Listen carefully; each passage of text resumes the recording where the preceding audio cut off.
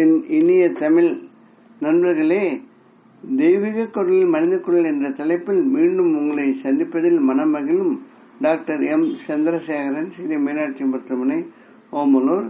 இப்பகுதியில் நாம் திருவள்ளுவர் எழுதிய குரல்களுக்குண்டான சிறுகதைகளை பார்த்து வருகிறோம். இக்கால மனித வாழ்வில் நடைபெறும் வாழ்வு நிகழ்வுகளை இக்கதைகளின் பொருளாக கொடுத்துள்ளதால் திருவள்ளுவர் கருத்துக்கள் எக்காலமும் பொருந்தும் என்பதை நாம் உணரலாம். குரலின் கருத்தையும் கதையும் இணைந்து ரசிக்க கேட்டுக்கொள்கிறேன். தற்போது அவர் எழுதிய இன்னா செய்யாமை அதிகாரத்தில் 6ஆம் குரல். இது எண்ணிக்கைப்படி 316ஆம் குரல். குரல் என்னவென்றால், இன்னா எனத்தான் உணர்ந்தவை துண்ணாமை வேண்டும் பிறன்கண் செயல். இதன் பொருள் என்னவென்றால், தீமை என தான் அறிந்தவற்றை அடுத்தவருக்கு செய்யாமல் இருக்க வேண்டும். கதையை பார்ப்போம். துரைசாமிக்கு அவன் பெயர் போல துரை போன்ற வாழ்வு, தைரியம், வீரம், செல்வம், அறிவு எல்லாம் இருக்கு.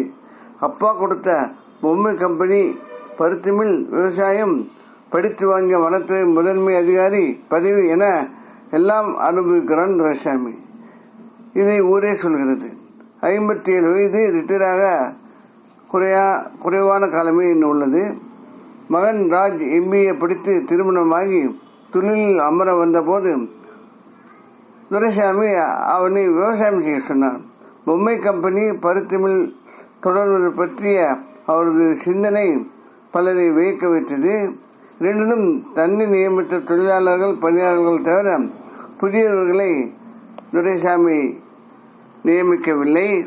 விவசாயம் பெருக நிலம் வாங்கி போட ஆரம்பித்தார். மனைவி வேணிக்கும் மகன் ராஜுவுக்கும் இந்த செயல் புரியவில்லை. வனத்துறையில் இளநிலை அதிகாரிகள் சங்கர், சுந்தர் சுறுசுறுப்பாக இருப்பார்கள். ஆனால் ஒரு சில ஆபத்தான செயல்பாடுகளில் அவர்களை விட்டு துரைசாமி தனியாக செல்வதும் புரியாத புதிர்தான். வனத்துறை மேலதிகாரிகள் பொம்மை கம்பெனி, பருத்தி மில், அரசு தணிக்கை அதிகாரிகளை சந்திக்கும் போது துரைசாமி மகனை அழைத்து செல்ல மாட்டார். மகன் உழைப்பு, குணம், திறமை உள்ளவன் என்றாலும் செலவாளி, நண்பர்களுடன் சேர்ந்து பீர் பழக்கம் உண்டு என்பதை அவர் அறிவார். இவை காரணமாக இருக்குமோ என்று ராஜ் மனைவி லைலா சந்தேகித்தால், ஒருமுறை காட்டு யானை ஒன்று பல கிராமங்களை சேதம் செய்ய அதை பிடிப்பதில் சங்கர், சுந்தர் ஆவலாக இருந்தனர். ஆனால் துரைசாமி அவர்களை வேறு வேலைக்கு அனுப்பிவிட்டு தான் மட்டும் ஒரு கால்நடை மருத்துவர், 4-5 கீழ்நிலை பணியாளர்களுடன் சென்றார். வனத்தில் பட்டாசு வெடித்து அந்த முரட்டு யானையை விரட்ட உள்பகுதியில் ஓடிய யானை எதிர்பாராத விதமாக திடீரென இவர்களை நோக்கி திரும்பி வர துரைசாமி மருத்துவரிடம் தன் செய்கையின் மூலம் மயக்க ஊசி யானைக்கு போட சொல்லி முன்னே ஓட பணியாளர்கள் பட்டாசு வெடித்து போட்ட வண்ணம் பின்னே ஓடினர். ஆனால் பட்டாசுக்கு கவலைப்படாமல் யானை வேகமாக நெருங்கியது. இது எதிர்பாராத ஒன்று. கையில் துப்பாக்கியுடன் ஓடிய துரைசாமி யானை அவரை நெருங்கி தொடும் வரை சுடவும் இல்லை. மருத்துவருக்கு செய்கை காட்ட அவர் மயக்க ஊசியை தூரத்தில் இருந்து துப்பாக்கி மூலம் செலுத்தினார். அதற்குள் துரைசாமியை தூக்கிய யானை மயக்க ஊசியால் அவர் வீசி எறிய அவர் ஒரு மரக்கிளையை பற்றி தப்பினார். யானை மயங்க பிரச்சனைக்கு முடிவுக்கு வந்தது. கும்கி யானைகள் உதவியுடன் அதனை பிற்காலத்தில் அடக்கி ஒழுங்குபடுத்தினார். இதனை கேள்விப்பட்ட சங்கரும் சுந்தரரும் பதவி, ஏன் சார், யானையை சுட்டுத்தர வேண்டியதானே என கேட்க துரைசாமி, அப்படி இல்ல, யானைகள் நம் நாட்டில் 1000கணக்கிலேயே உள்ளது. அந்த எண்ணிக்கை குறைவில் எனக்கு விருப்பமில்லை. மேலும் மிருகங்கள் அடிபட்டு தப்பிவிட்டால் பழி வாங்காமல் விடாது. நீங்கள் இருவரும் சுறுசுறுப்பு, ஏதாவது ஆகியிருந்தால் யானைக்கோ உங்களுக்கோ நல்லதில்லை என்று கருதி நானே செயலில் இறங்கினேன் என்றார். மருமகள் லைலா ஒருமுறை துரைசாமியிடம், மாமா, உங்கள் மகனை கம்பெனி வேலைகளுக்கு அனுப்பாமல், கம்பெனி மில் வளர்ச்சிக்கு அனுப்பாமல் விவசாயத்தில் செய்துள்ளீர்களே, நாங்கள் எப்படி சம்பாதிப்பது என கேட்டால், துரைசாமி மருமகளிடம், பொம்மை தயாரிப்பில் ரசாயனங்கள், பெயிண்டுகள் உபயோகிப்பதால் பணியாளர்களுக்கு தோல்வியாதி, பல தொந்தரவுகள் வருகிறது. பருத்தி மில்லில் தூசு அதிகம், அதனால் சுவாச கோளாறுகள், ஆரோக்கிய கோளாறுகள் உள்ளன. இருக்கும் பணியாளர்களை வேலையை விட்டு நிறுத்தினால் அவர்களின் வாழ்வாதாரம் போய்விடும். ஒரு சில எளிய முன்னெச்சரிக்கை நடவடிக்கையுடன் இரண்டையும் தொடர்ந்து கொண்டிருக்கிறேன். தொழில் விரிவாக்கம் செய்ய புது தொழிலாளர் எச்சரிக்கை என்று நான் நினைத்து யோசித்து வருகிறேன்.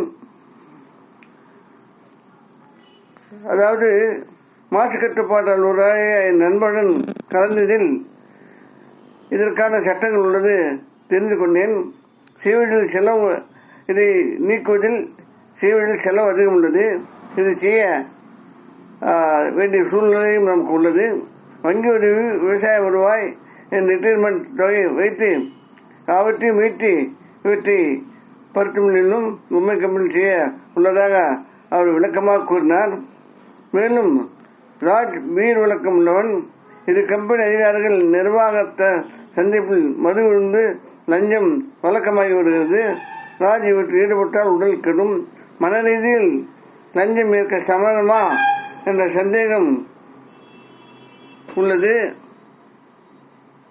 என்றார் துரைசாமி. ராஜ் குடியை நிறுத்தவும் சமயம் பார்த்து ஆபீசரிடம் நடந்து கொள்ளவும் உறுதி கூறி மில் கம்பெனி விவகாரங்களில் ஈடுபட்டார். துரைசாமி தான் கூறியபடி பணியாளர் பாதுகாப்புடன் செலவு செய்து ஏற்பாடுகள் செய்து பணி தொடர் செய்தார். புது பணியாளர்கள் நியமித்தார். வெற்றியான போது சங்கர் சுந்தர் ஒரு தண்ணியை பிரிவது போல உணர்ந்து அவர் வழியில் வாழ முடிவு செய்தனர். துரைசாமி மகன் ராஜ் அவர் துரைசாமி எதிர்பார்த்தபடி வாழ்வில் நடந்து அவரது தொழிலை முன்னிருந்து நடத்தினார். இத்துடன் கதை முடிகிறது. அன்பு நண்பர்களே, நமக்கு அனுபவத்தில் தெரிந்த ஒரு சிலவற்றில் அதில் நன்மை தீமைகளை நாம் அறிந்திருப்போம். ஆனால் அந்த நன்மை தீமைகள் தவிர்க்க முடியாததாகவும் இருக்கிறது. அந்த நன்மை தீமைகள் நீக்குவதற்கு உண்டான வழிமுறைகளையும் நாம் ஆராய வேண்டியுள்ளது. அதே சமயத்தில் அந்த நன்மை தீமைகள் தொடரும் போது அதில் ஈடுபட்டுள்ளவர்களுக்கும் சரி, இனிமேல் ஈடுபட போபவர்களுக்கும் சரி, அது வாழ்க்கையில் ஒரு சில சிரமங்களை உண்டாக்கலாம். இது ஒரு தொழில் மட்டுமில்ல, ஒரு வாழ்க்கையில் கூட ஒரு சில அனுபவங்கள் நாம் வைத்திருக்கும் போது இந்த ஒரு குறிப்பிட்ட பக்குவமான ஒரு செயல்பாடு இத்தனை சிரமங்களுடன் உள்ளது என்பதை நாம் அறியும் போது அந்த சிரமங்கள் நீக்கி மற்றவர்கள் தொடர்வதற்கு நாம் ஏற்பாடு செய்ய வேண்டியுள்ளது. ஒரு தொழிலில் மட்டுமில்ல, வாழ்க்கையிலும் உண்டு, நட்பிலும் உண்டு. எல்லாவற்றிலும் இந்த மாதிரி ஒரு சூட்சுமமான பிரச்சனைகள் வரத்தான் செய்கிறது. ஆனால் ஒரு தொழில் ஆரம்பிக்கும் போது அதில் உள்ள ஒரு பிரச்சனைகள் அந்த தொழில் வளரும் போதுதான் தெரிகிறது. அப்போது நம்ம நாமே திருத்திக் கொள்ள வேண்டியிருக்கும். வாழ்க்கையில் அதே மாதிரிதான் வாழ்ந்தும் போதுதான் ஒரு சில பிரச்சனைகள் நமக்கு புரிகிறது. அதை நாமே திருத்திக் கொள்ள வேண்டியிருக்கிறது. அப்படி திருத்திக் கொள்ளும் போது அந்த கெடுபலன்கள் மற்றவர்களுக்கு செல்லாமல் இருப்பதற்கு நாம் நடவடிக்கை எடுக்க வேண்டிய ஒரு கட்டாய சூழ்நிலையும் இருக்கிறது. அதை பலர் செய்வதில்லை. ஆனால் அது செய்வதுதான் முறை என்பதை திருவள்ளுவர் இக்குறளில் வலியுறுத்துகிறார். இத்துடன் கதை முடிகிறது. வேறொரு குரலுடன் அதன் கதையுடன் கருத்துடன் உங்களை மீண்டும் சந்திக்க விரும்பும் டாக்டர் எம். சந்திரசேகரன், ஸ்ரீ மீனாட்சி மருத்துவமனை, ஓமலூர். இப்பகுதியில் வரும் கதையும் கருத்தும் நிகழ்வுகளும் பொருளும் யாவும் கற்பனையானவை. எதையும் யாரையும் குறிப்பிடுவது அல்ல. அவை கதை சொல்ல வந்தவை. இக்கதையில் பதிக்கப்பட்ட படங்கள் வலைதளத்தில் எடுக்கப்பட்டது. அவற்றை பயிர்த்தவர்களுக்கு மனமார்ந்த நன்றி. இக்கதையினை மற்றவர்களுக்கு அனுப்பி இலக்கிய சேவை செய்து கேட்டுக்கொள்கிறேன். மனங்கவர் முருகனால் தமிழ் மேலும் வளர்ந்து மக்கள் வாழ்வு பெற்று நலம் பெற வேண்டி விடைபெறுகிறேன். வாழ்க தமிழ், வாழ்க திருவள்ளுவர், வாழ்க திருவள்ளுவர் எண்ணங்கள் செய்யுங்கள். வணக்கம்.